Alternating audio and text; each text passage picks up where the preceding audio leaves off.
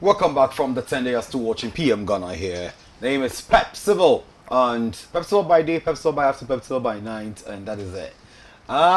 He's an interesting man.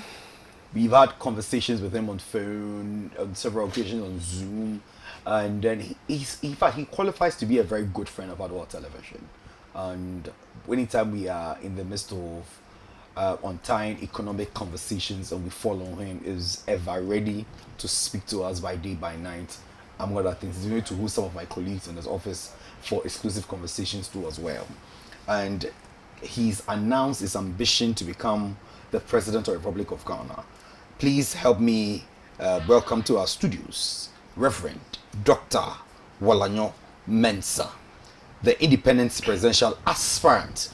Good evening, sir. How are you doing? Good evening. I'm doing well by grace. From the day you announced the ambition till today, how has the euphoria and the response been for you? Very good, very welcoming. And first of all, good evening to our cherished viewers and listeners across the globe. And also, I use the opportunity to thank all Ghanaians who have supported the agenda for me to take the decisions to lead this country. And ever since the announcement was made last Thursday, I hardly sleep because every media house wants to get a better understanding about the situations, and it's like the information is getting done well with everybody. And I think that is a very good point. What has informed your decision to become president? Well, I'm Samuel Walanyo Mensah. I was born in Botoku. Botoku is Northern district of the Volta region of Ghana.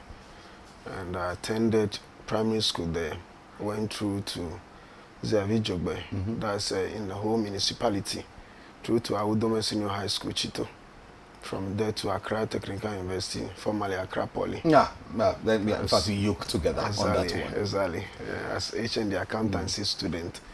And back to UCC, University of Cape Coast, for bachelor degree in commerce. From there to KUST for MPhil in development economics. Back to University of Cape Coast, PhD in development economics and development studies with leadership. And I also went to Institute of Chartered Economists Ghana to be certified as a chartered economist. And I work as a banker, as an accountant in an oil field.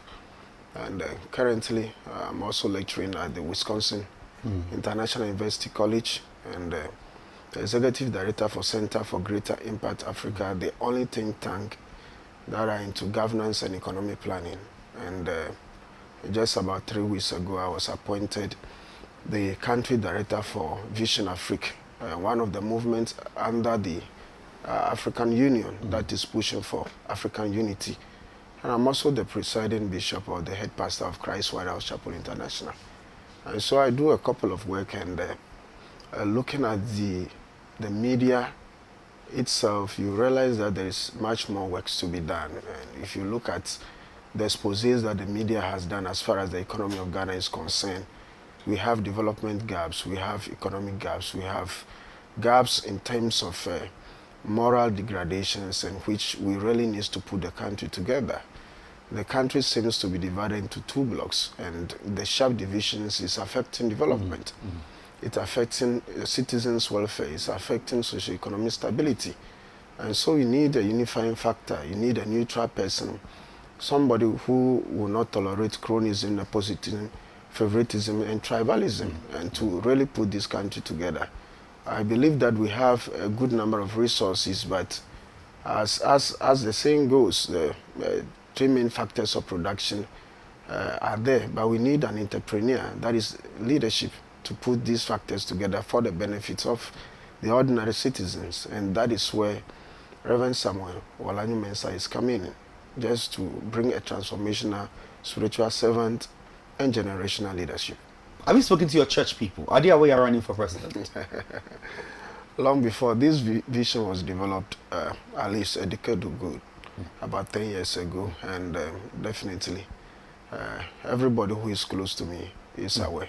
Okay, we have different type of political systems, and something that it's not prevalent in this part of our world in Africa is when we have theocracy, where people, men of God, are active in politics and want to lead in governance. How are colleague men of God? I know people have already come in the spaces who are also reverends there here and there, but how are your clique of clergy, men and women, embracing this idea? That is people that you've had the conversation with. Well, we may use the word politics, but then it's a national leadership.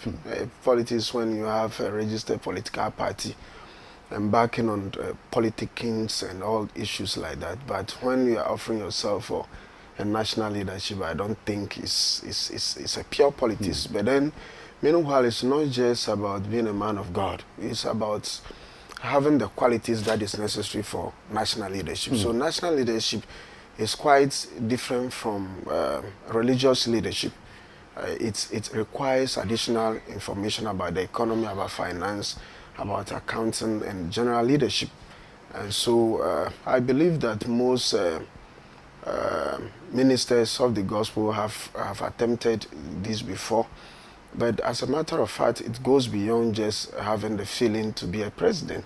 It's really a difficult and a hard task. And I believe that I'm beginning to win the hearts of many men of God.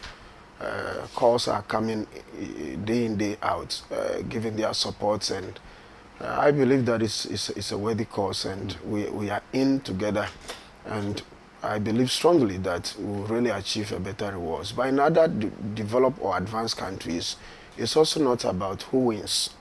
It's also about having the platforms to push policies and programs that will help to transform the country.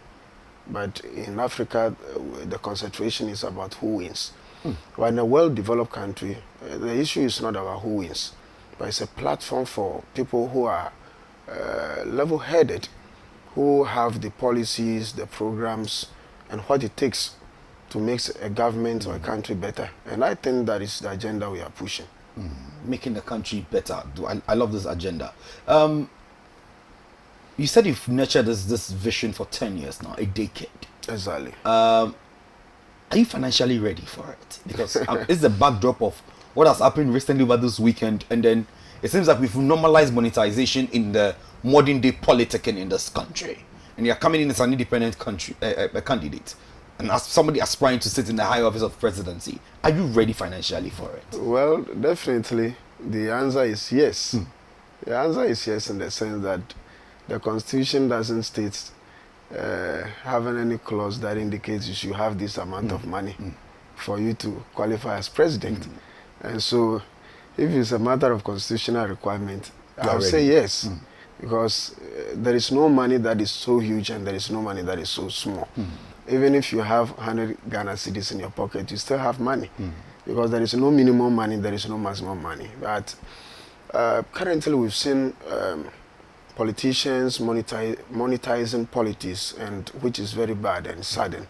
But we are not going to toe that line. And definitely, if you people supported you to steal money, definitely you need to steal to pay back. And so we are equally preaching and releasing these informations to the general public that we need to put a stop to this kind of practice where people who are not even qualified to become MPs are in the parliament. If you asked very well, the number of MPs who really works in parliament is just about 15%. The rest are just adding to the numbers. And so we need to really siege those who nearly deserves to be our national leaders. And I believe that issue about monetizations will soon be a thing of the past, because Ghanaians are gradually discerning. And it's not everybody that you can fool around this time around. I think you needed money to do a few things, administrative works and all, moving around, fueling your vehicles and all others. I think they are all cost effective, but then it should be done with a reasonable budget and not to the detriment of the state. Awesome. You made mention of Parliament, and I know in your policies there's something about Parliament and the reduction of sizes, but we'll come to it. But when I listen to your policies, your preamble says that you are offering transformational, spiritual, generational servant leadership. Exactly. If that is the phrasing. Exactly. Let us understand this type of leadership you are offering Ghanaians. Now, this type of leadership goes beyond what we are used to in this country. We're talking about generational, we are talking about the near future, talking about children that are yet to be born. What kind of policies and programs are we going to roll out which will be to their benefits as far as next generation is concerned? And when we also talk about transformational, we are looking at policies and programs that will really help in building the individual's welfare. So it's not just about rolling out an economic program that will not be sustainable. Economic program that will really going to do cost-benefit analysis and see whether we have environmental, social, economic, and people-centered impact. And so all those impact. Yes, and all those analysis will be done. Those SWOT analysis will be done to really see whether we should be able to roll out such programs, or is it for political expediency? Is it to make the government populous in order to get votes for the next election? No. So we need to move beyond what we are seeing. And the spiritual side has to do with our moral society. Development is not only about buildings and roads. It's also about the moral fiber. And so we are also looking at that side, bringing renewal into people's mindset. We need to really inculcate certain disciplines into our youth, into our children. For instance, issues about chastity, manners, courtesy, comportment, decency. You understand? Honesty, truthfulness, love. These are strong indicators that really transform human life.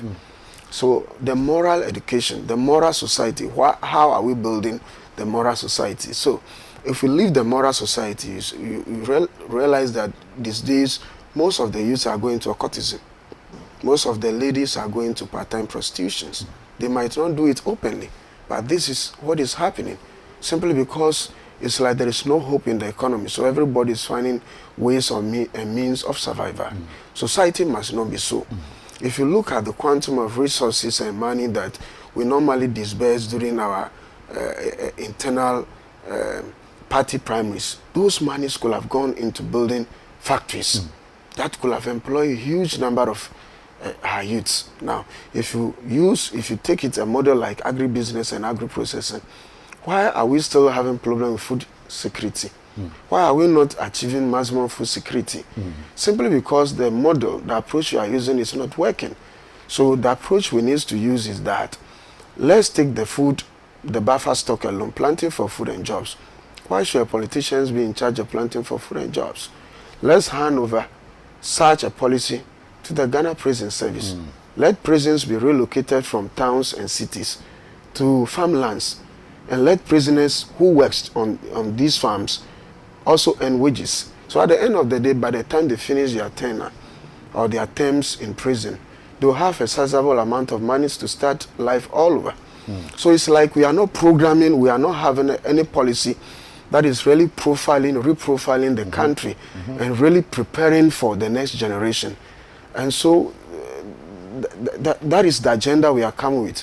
We are going to provoke our government and any other person who also may emerge as winner.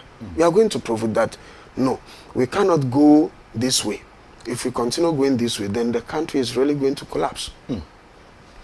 Last 2 years, if not because of the IMF, Ghana's economy will have collapsed because we are running policies and programs that are not sustainable. Policies and programs that cannot stand a test of time. And definitely the economy will collapse. And every day, day in, day out, it's all about political information into the public domain. Nobody's putting relevant, realistic economic information. So everything is now about politics, either NDC or MPP. Even when experts are making analysis, it's all about whether analysis is for NDC or MPP. So we don't have any Ghana, and we can't continue that path. We are bringing Ghana back to Ghanaians and Ghana back to Christ. You speak very highly and very passionate about the things you want to do for Ghana. If I come to your policies now, I want us just to weigh the candidature, your candidacy, and then the standard. One, I'm sure you have been in this country and definitely you've seen the candidates that have been pumped out from the leading political parties so far ahead of this major elections. You've seen the NDC put up once again John Dramani Mahama. You've seen the New Patriotic Party put up the vice president currently, Exactly. Dr. Alhaji Mahmoud Bawumia. You've seen the defection of Alan Chermanting to form his own Afrafrantop movement. You've seen Cheddar on the tentacles.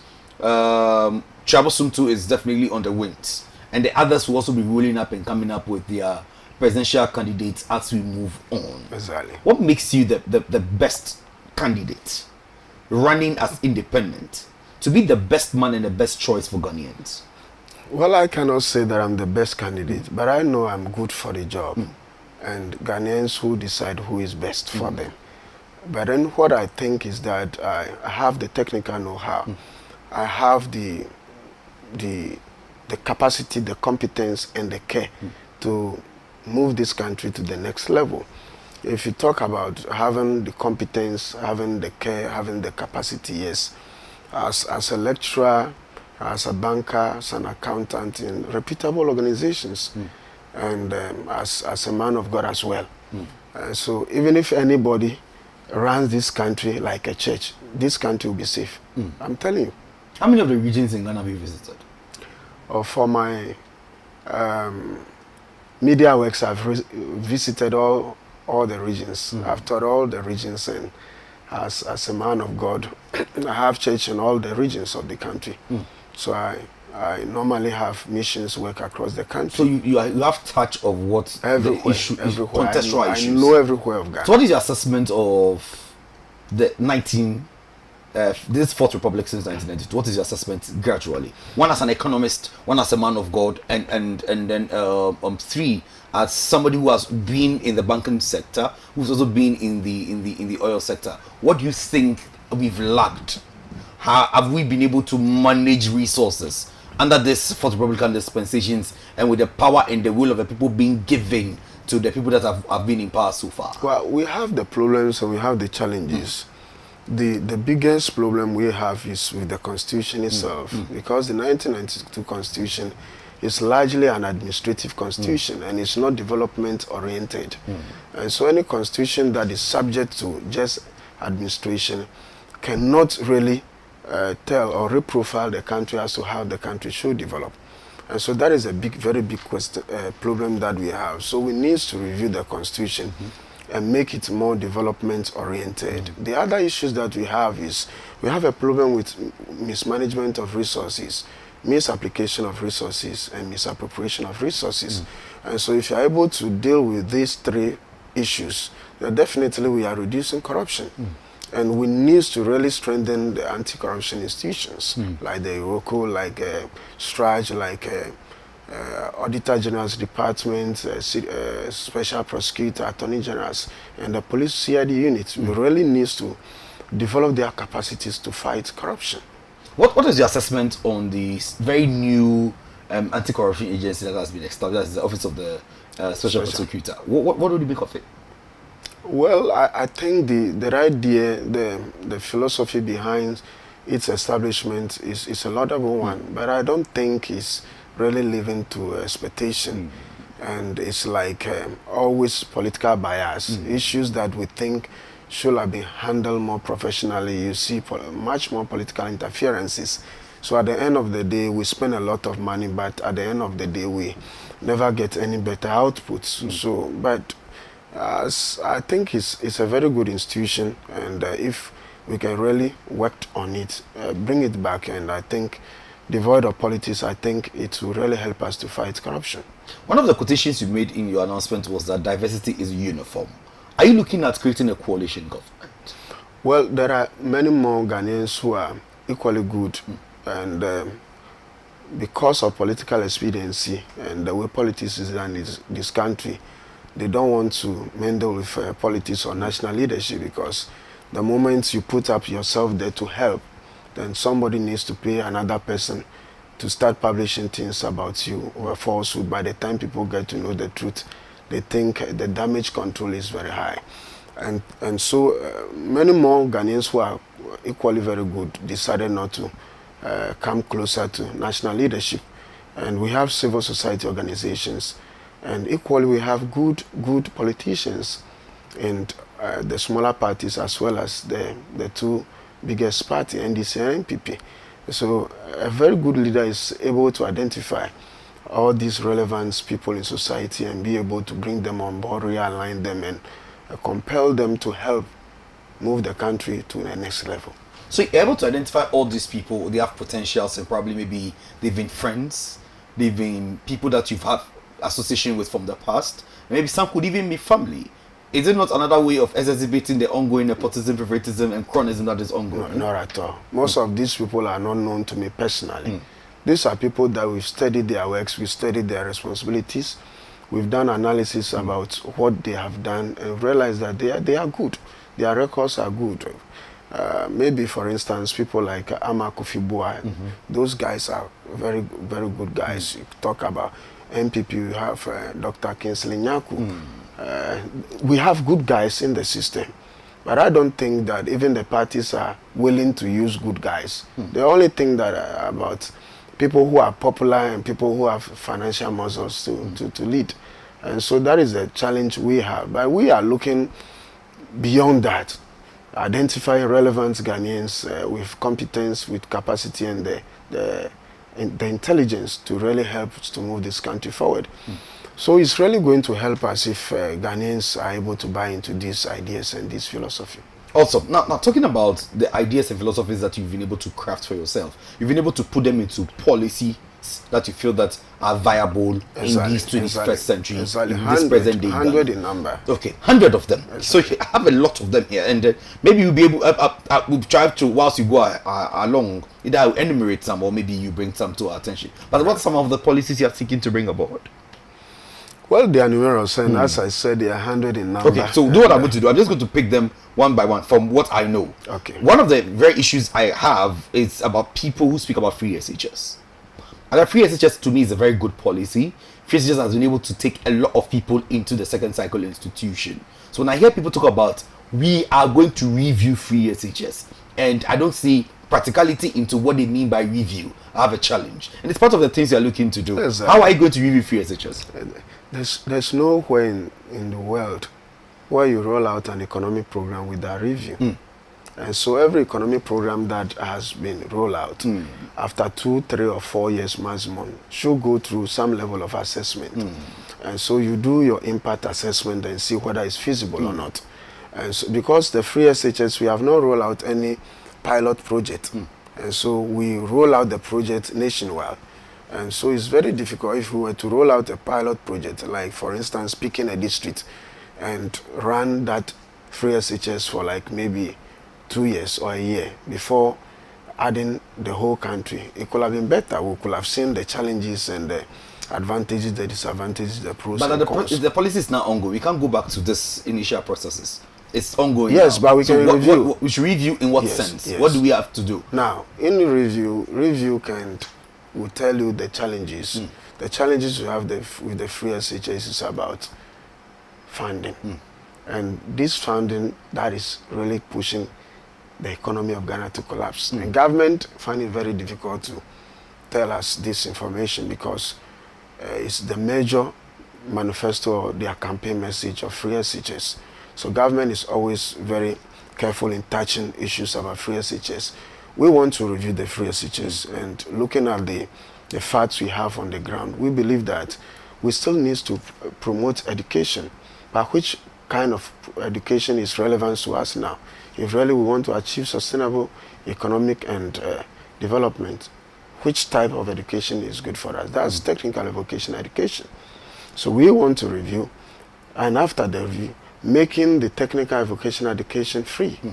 It's already free. TVET has not been incorporated into as free as yes, so it's already totally free. Then we move courses like visual arts from the grammar schools to the vocational schools, technical schools. Then those who goes to the grammar schools, still governments caters for your tuition, but you pay for boarding fees. You see, education cannot be totally free.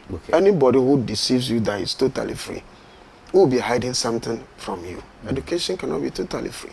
So government might caters for subsidize, tuition and then you cater Yes, for because boarding facilities. if you It's look- more of like the old system we were running. Well, not really the same, because the old system, technical and vocational schools are not free. We're not free, okay. Exactly. So, if you look at the challenges we have in the schools now, there are no dormitories. Yeah. There are no classroom facilities. Feeding there, issues. there are no libraries. There are no science laboratories. There are no bungalows for teachers.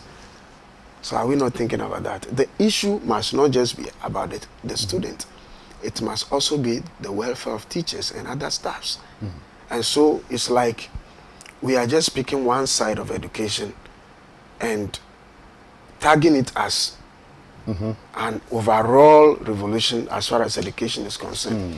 And so we want to review making technical and vocational education free, because technical and vocational education definitely reduces unemployment. Barely will you see somebody coming from technical and vocational schools looking for jobs. They create their own jobs. That is how we develop the local economy. That is how a country develops its manpower base. So we develop that manpower sector of the economy. Then we have the labor force, which can work to turn around the economy, the fortunes of this economy. Once they are working, government have more revenue. The government now uses those revenue for infrastructure development. So people no longer complain. I'm not surprised that we are able to link up all these things to the economy, because already you've indicated that our economic situation is depressing, and then you are going to provide transformational economic leadership. Exactly. And Baumia has been able to fight front digitization, among other things. But you said you're going to create a digital hub too as well. Exactly. What are you doing differently from what it's already been done? Because John Dramani Mama was able to build a digital center facility somewhere around Circle, just to see to it that we have our fiber issues being done. There was also fiber reconnection in some of these countries that John Dramani Mama started. Bamia came in with digitization and digital economy. That also was very viable. What difference are you going to add when it comes to digitization? Well, the two governments were able to create the digitization platform, but look at the cost. The cost is now being a hindrance to its effectiveness. So at the end of the day, we are looking at the cost of internet, cost of data. So at the end of the day, you reduce the cost of internet, you reduce cost of data. Then you will now be able to create a level playing field for each Ghanaians to access the platform. So now government has created the platform though, but how many people are able to take advantage of that? And so we are looking at the cost of managing, the cost of using that digitized platform. And beside too, we are also looking at the model where we are going to create a credit pool. Everybody will go through some level of credit as assessment, to the extent that you don't need a collateral before you get a loan from the bank. Yours is to walk to the bank, tell them you need this amount of money, and see whether they will tell you qualify or not qualify. Because we don't have a credit bureau. Credit bureau will reprofile every Ghanaian and tell you that this Ghanaian worth like this. And so in developed countries, that is what they do. Nobody present collateral for a normal 1,000 cedis, 5,000, 10,000 Ghana cedis loans collateral. No. And so all those things must come with digitization. It's a reprofiling. It's a software, quite expensive. But I already have agencies and organizations who are ready to partner to bring this to a reality. And it's really going to, most of the rating agencies uses this. We are going to establish a rating agency for Africa. So we're not just going to rely on Fitch and Standard & Poor and others. We're really going to create a rating agency for Africa. Then that will really help us to project the African continent and make livelihood better for all. Okay, yeah, well, speaking about issues on infrastructure, among other things, that we've made mention of technology, and they said I'm going to create a youth technological innovation center, which is going to be established across the country. Exactly. Tell us what goes into this, because this is the only youth-oriented policy I find in listening to your almost 20-something minutes. It's because video. I put the word youth there. Exactly. But the rest are all part of youth. Okay, so tell me more about this, and maybe as we move further, you tell me how that other ones also link to you. Okay. Well, it's so interesting that at this time, this 21st century, we are still importing agri-equipment into this country, including wheelbarrows.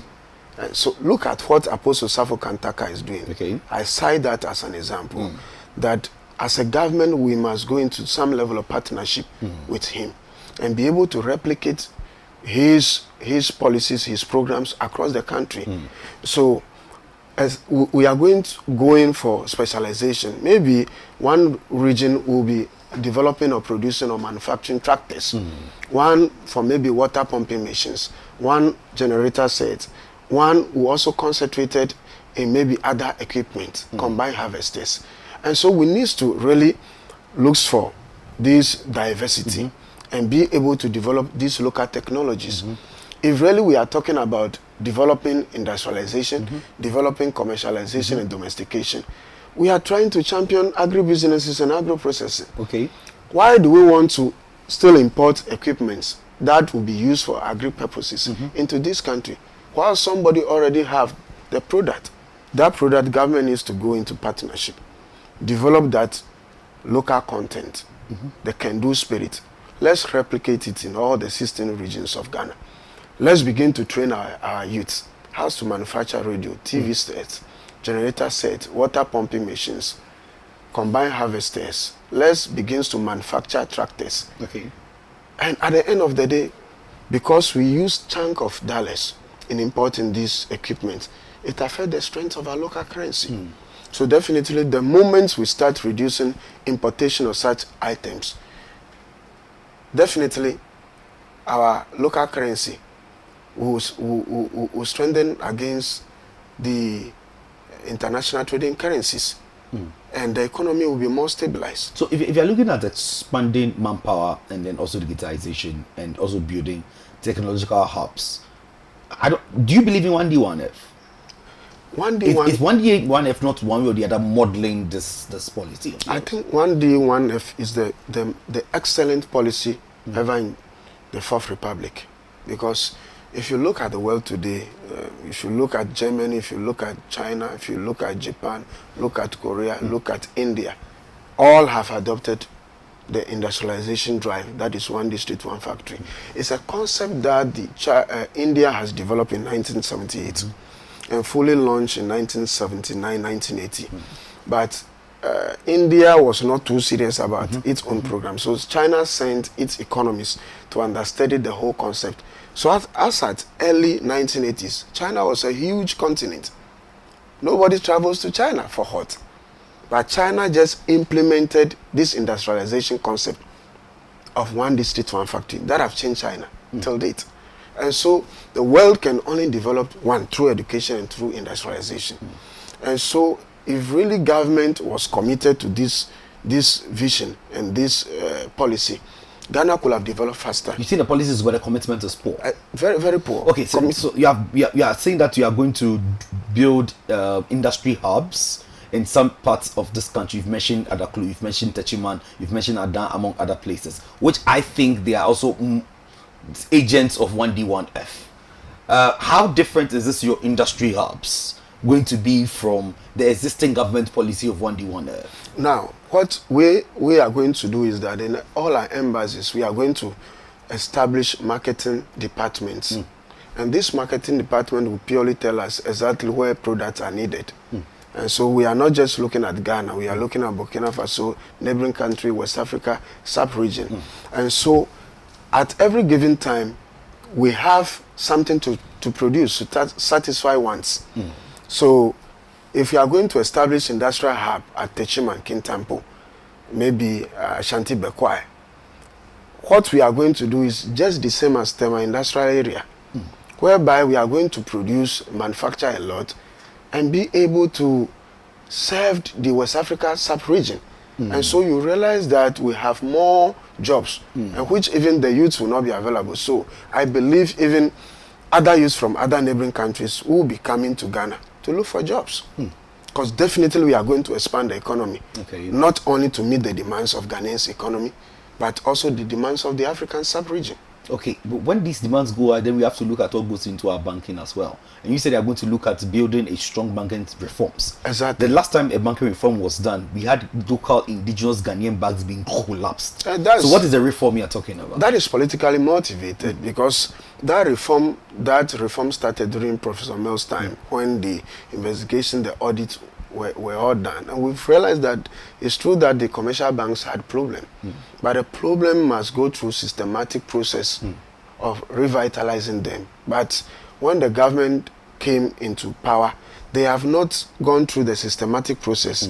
They just pick the end result and apply it. And that is why the whole system becomes a flaw, because the cost that we have incurred in the financial and banking sector cleanup exercise was more than the benefit. And so that is not a reasonable venture. And so government got the concept right, but the implementation was very weak or wrong. Now, what we wanted to do is that we cannot develop an economy that is ailing, an economy that is weak, an economy that the president said it has been destroyed per the pursuance to the COVID-19.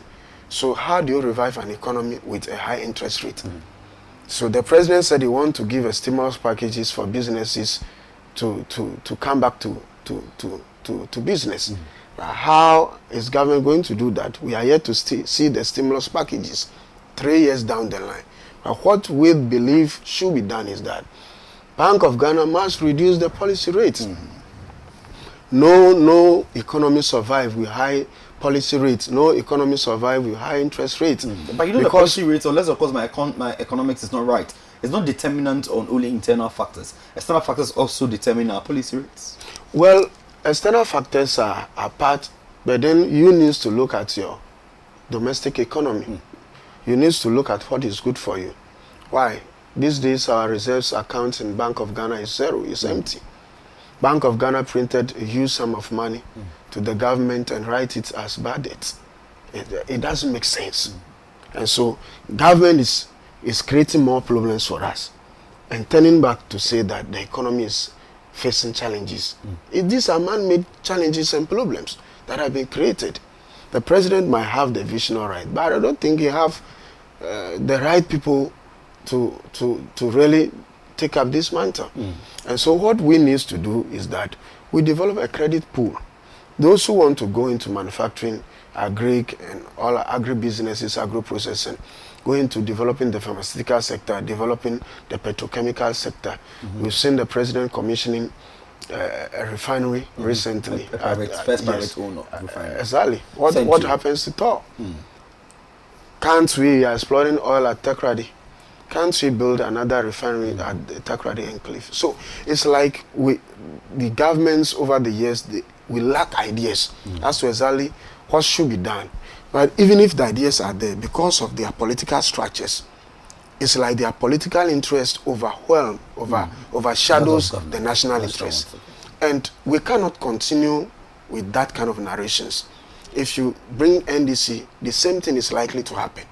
If you maintain MPP, the same thing is likely to happen. Because even look at NDC. Ever since NDC lost elections, since 2016 till date, what is their party agenda to transform Ghana? They say they have 24 hours.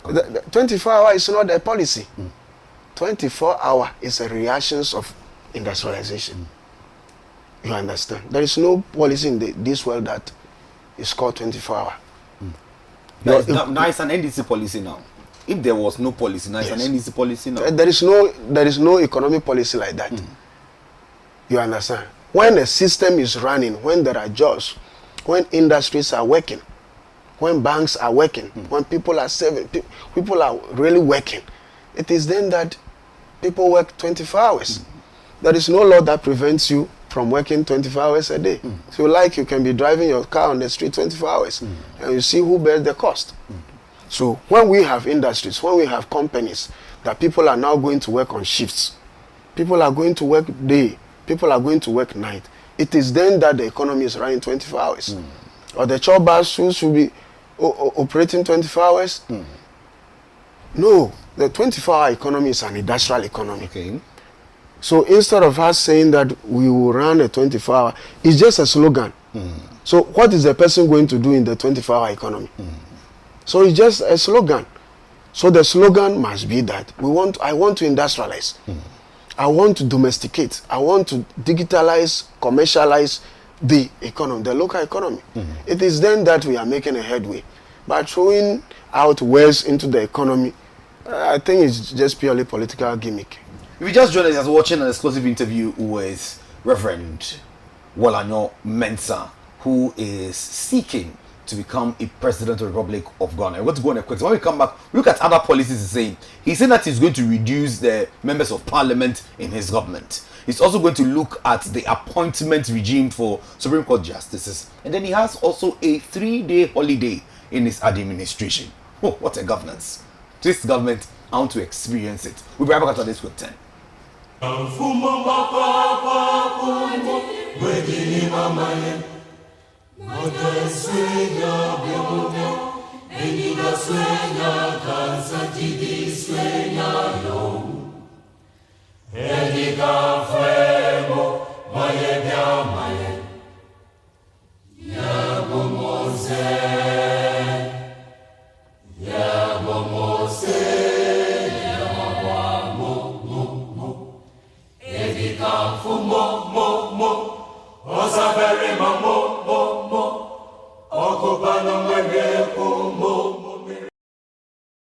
Announcements on Adwa TV. Contact Adwa TV for your general announcements, proclamations and publications, job vacancies, etc. at a very affordable rate. Call 050-92-57754, 020-9494-258, or visit our marketing desk at Stepwork Promises. Adwa TV, bringing good things to life.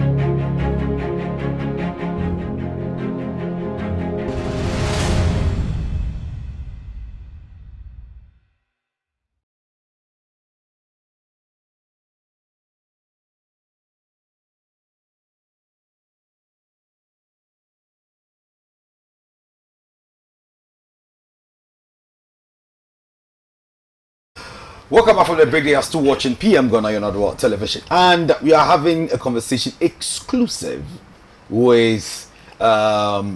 Wolanyo Mensah, who is an economics lecturer. In fact, he's also worked far and wide in a lot of regions, and he's a man of God who is seeking to become president of the Republic of Ghana. There are so many things that he wants to do. First of all, let me go into your matters of governance. You're saying that you'd reduce the number of parliamentarians. Why you don't think that the number we have now it's okay? Do you have issues with the current parliamentarians? Exactly. You see, the cost of running government is so high. And if you are looking at reducing the cost of governance, then we need to also equally look at the 3 arms of government. And if you look at the legislature, I think it's a house that we needed just about 150 MPs to do, because it's all about making relevant laws and also serving as checks and balances to the executive arm of government.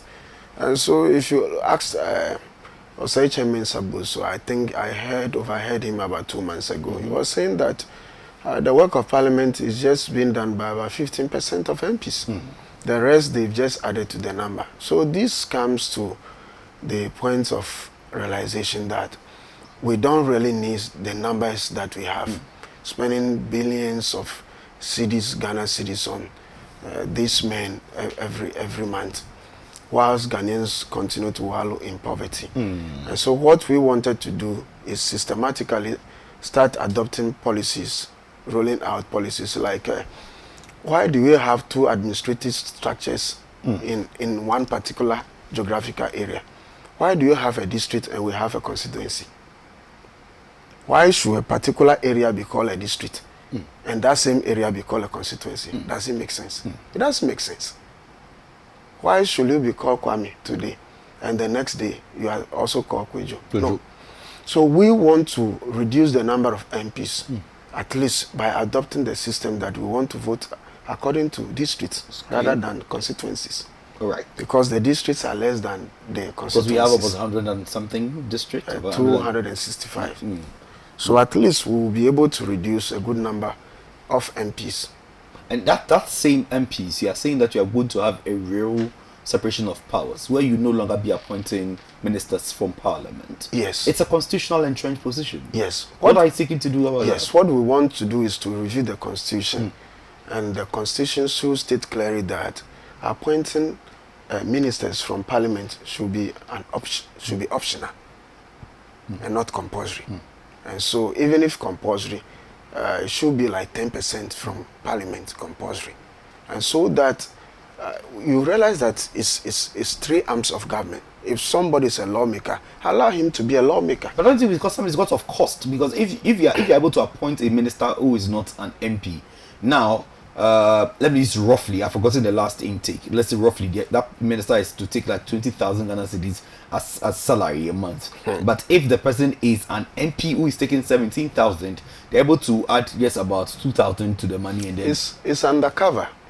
That rationale is not realistic because definitely a minister who is an MP will know very well if you investigate very well. They spend a lot of money. Government spends close to 250,000 Ghana cedis on one minister a month. If there are no jobs in this country, why should one person have two jobs? High rank jobs. Why should one person be MP and be a minister, whilst the rest are looking for jobs? So it doesn't make sense. So there should be separation of power.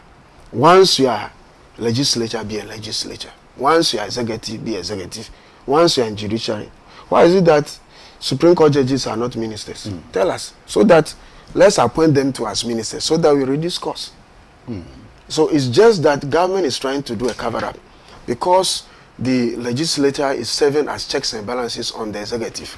So if executive succeeded in appointing MPs as ministers, then instead of the MP to do a thorough work, you understand, the MP will now relax because every MP now is expecting government to appoint him. And so that is conflict of interest. And that doesn't promote good governance. So we want to really review the constitution so that appointments of MPs as ministers will be optional. Okay. Will be purely optional, depending on competence. You said you don't want to run a government where regional ministers are going to have deputies.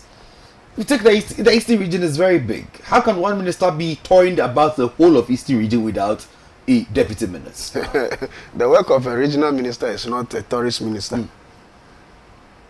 The work of a regional minister is administrative work. Now, regional ministers have assistants. We have a whole regional coordinating council. We have different departments who does different works. Besides, we also have the MMDCs in charge of all the districts and the municipalities in the region. So what are they doing?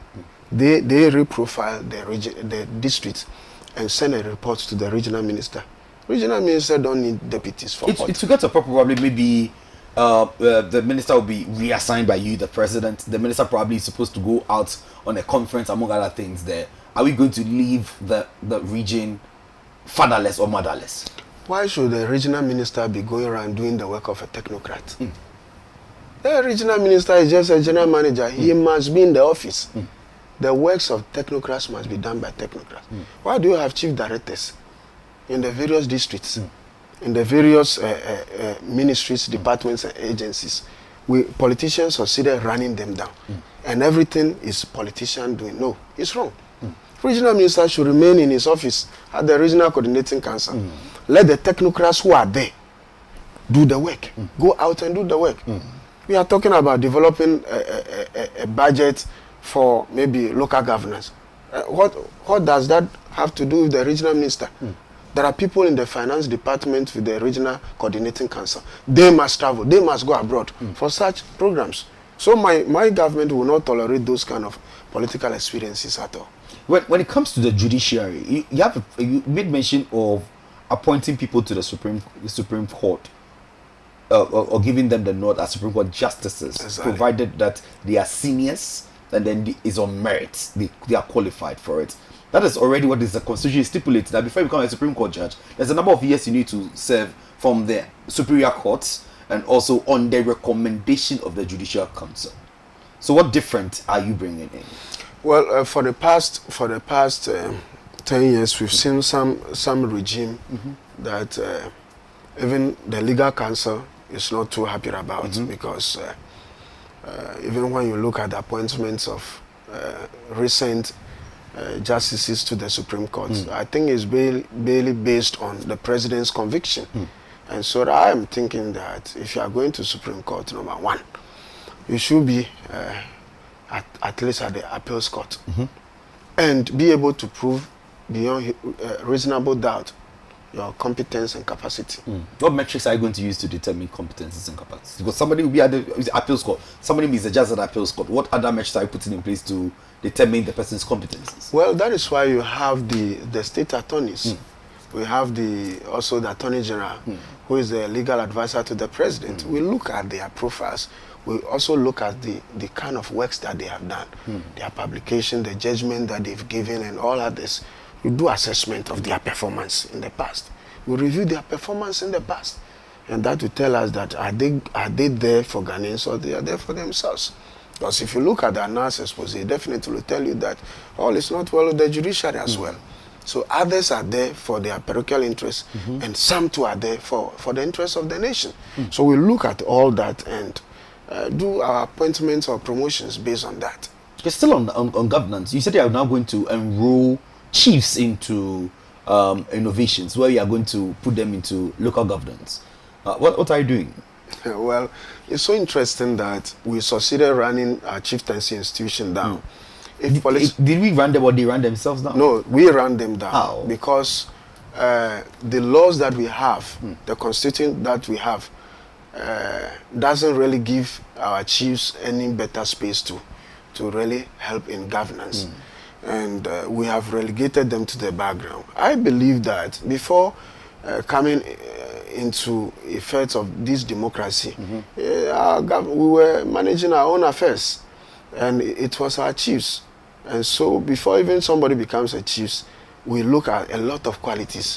What we wanted to do is that if assuming that there is a road project coming into a particular district, and the communities or the traditional areas where those roads will be constructed, the chiefs are signatory to the contract.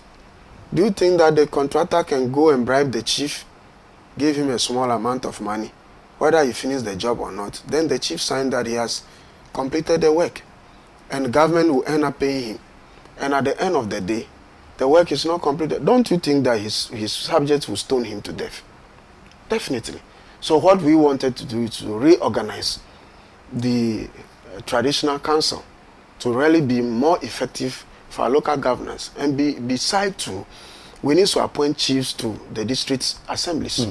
They must be part of the district assemblies. Okay. Because sometimes some districts have 5 traditional areas, 7 or 10 traditional areas. Why is the community not part? Okay. There's somebody who is in charge of a traditional area. Why is he not part of the governance? Okay, so you mean you're going to be the chiefs, MCs, and DCs? No, already you're exactly. saying that we are going to, our MCs are now going to be more MPs like. So if you are going to add them to the district assemblies, how are you putting them? Are they going to become assembly members? There are government's nomination to the district assemblies. And we think that we should rather comes from the traditional council. So like presiding members? Exactly. That we should have a representative. And so if there are 6 traditional areas under one district, let these chiefs come together and nominate one of them to represent them. Okay. That's fine. There's this same chiefs to you have consent. Are you a chief in your area? Because you're able to give them incentives. You're giving Queen Mothers, divisional chiefs. You're giving them incentives. I'm a royal. You're a royal, Yeah, okay. exactly. So Exactly. how is this incentive to chief mothers, Queen Mothers, and then divisional chiefs going to renew to the benefit of the ordinary Ghanaian? Well, there are towns that are not just a single town. There are divisions. Okay. So you may have maybe a town that is like Gomwa. Gomwa have so many towns. But at the end of the day, it's the paramount chief of Gomwa who is the legitimate one, maybe at the House of Chiefs. So at the end of the day, all other towns that have these chiefs, they really work hard. But government, we never rewarded them for any work. But if president is coming around, they requested that all the chiefs to be in their regalia and sit down from morning till night. What they do is that they give them water. Sometimes they give them a bottle of Coke. That's all. That is not how best to treat somebody who is holding forth local governance in the community for. So what we wanted to do is that we want to reorganize, because if really we want to bring decentralized governance, then we need to look at community development. That's where we are even moving town and country planning to our various towns and villages. Because apart from Accra and the major cities, you barely see our towns being planned. And so the chiefs, the traditional council, must now be a development agent, so that Queen Mothers will also have annual allowance, even not monthly allowance. You can put Queen Mothers on 2,000 yearly allowance, annual allowance.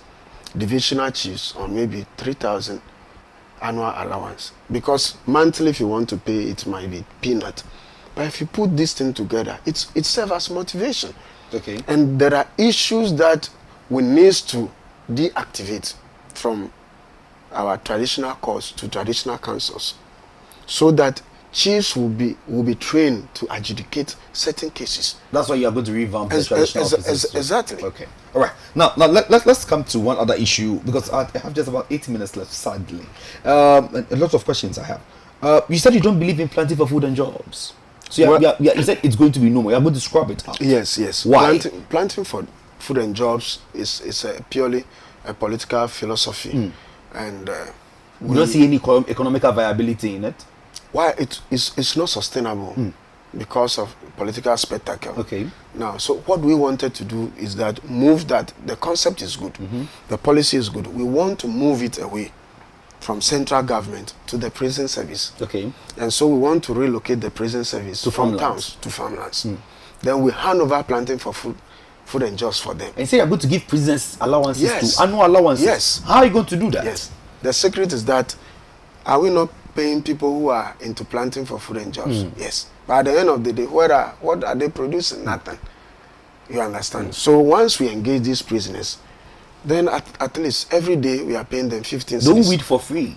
You Yes. don't do farm work for free. No. Because they are feeding the whole country. And you know how prisoners work. Because their freedoms are limited. So they really worked. I've really witnessed prisoners working. And say I'm going to use prisoners to build new rice farms. Yes. That is going to contribute and supply to the whole of West Africa. West Africa, exactly. Wow. Are you somebody said that you are going to heavily use this prisoners?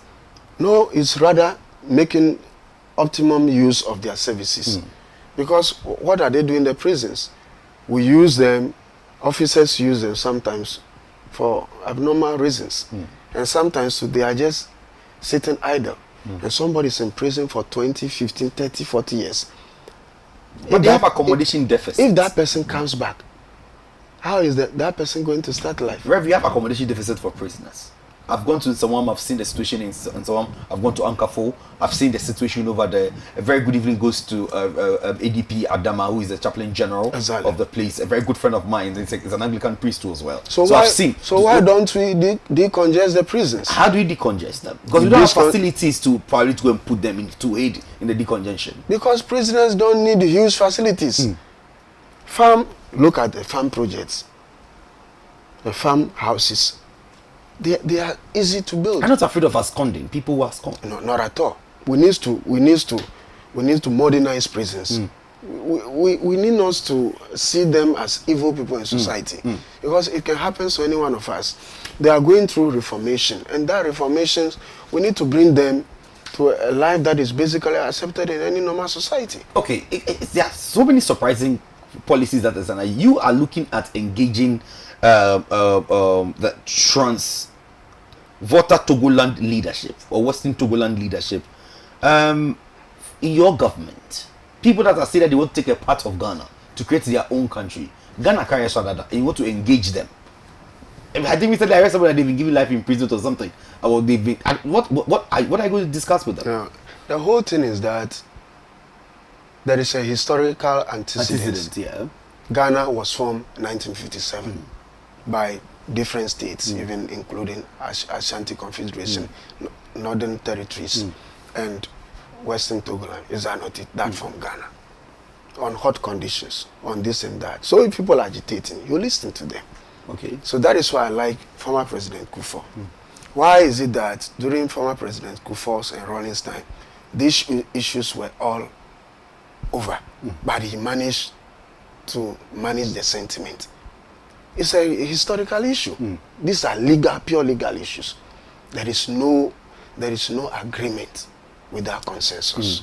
You understand? So if consensus is lacking, you need to engage people. Just like the Rastafarians community, I do mention that one as well. Is it good to engage them on educational Yes, issues? on educational purpose. Wow. You understand? So that we also get their consents. I've said some few questions I'll be throwing to you. Ghanaians largely uphold comments and issues concerning LGBT, and you want to engage promoters and say you're going to create a social harmony. It's something Ghanaian society has seen that we don't want in our society. And there's a bill, proper human sexual family system is there. Some judge is fighting that this bill is being passed, and you said you want to engage promoters of LGBTQ. Yes. You understand, we are living in a liberal economy and a liberal world. And liberal worlds also give people rights to certain things, rights of association, engagement, and all others. But when we have seen that a particular step that a group of people are taking will not help us build our social and cultural discourse, we need to engage them and tell them this is Ghana. Probably they are just importing a foreign culture.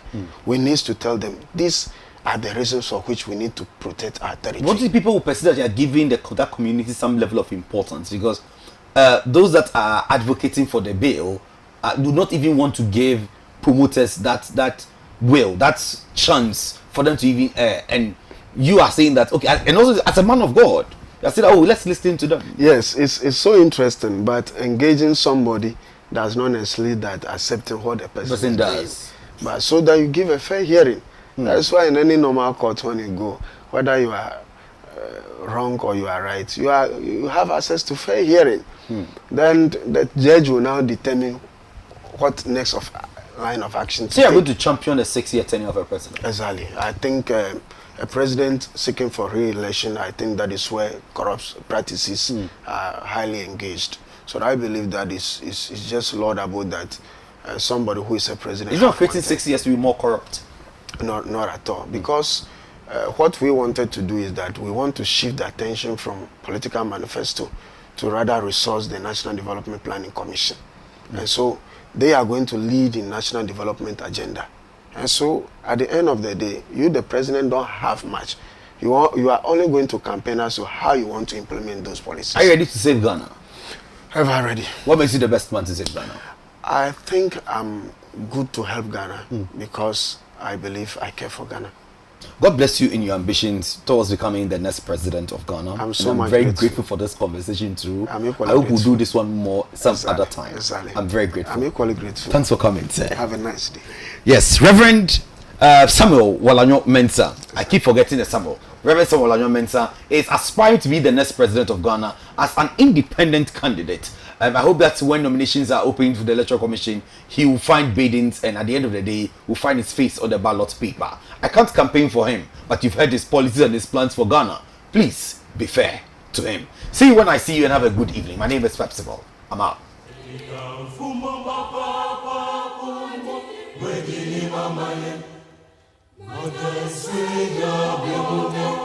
Eniga sueña, cansa jidi sueña yo.